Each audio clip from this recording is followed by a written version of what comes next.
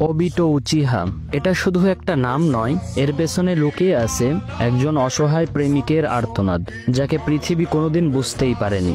মানুষ তাকে চেনে একজন মুখোশ পরা ছায়া হিসাবে।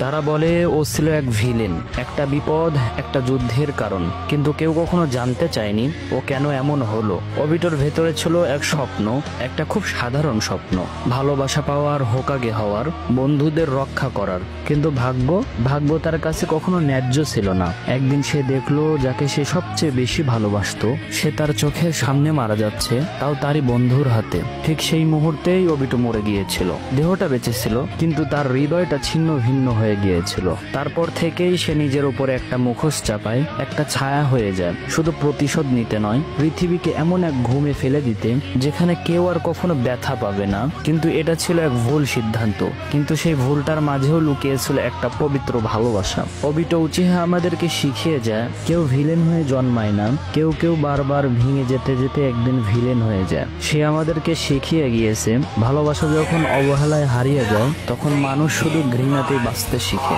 সে আমাদেরকে দেখিয়ে গিয়েছে একটা মানুষ যখন নিজের প্রিয়জনের মৃত্যু নিজের চোখের সামনে দেখে তখন তার চোখ বাঁচে, কিন্তু হৃদয়টা আর জাগে না। ওবিটো উচিহা আমাদেরকে শিখিয়ে গিয়েছে কখনো কখনো একজন নীরব যোদ্ধার যুদ্ধ থাকে নিজের ভেতরের ভাঙা সত্তার সঙ্গে। সে কখনো বলেনি, কিন্তু তার পুরো জীবনটা চিৎকার করে বলছে, আমি কখনো ভিলেন ছিলাম না, আমি শুধু ভালোবাসা খুঁজতে গিয়ে হারিয়ে গিয়েছি। আর সব শেষে সে এটাই শিখিয়ে গিয়েছে তুমি যত বড়ই ভুল করো না কেন, যদি তোমার ভেতরে এক ফোঁটা ভালোবাসাও বেঁচে থাকে তুমি ফিরে আসতে পারো, তুমি নিজেকেও ক্ষমা করে দিতে পারো।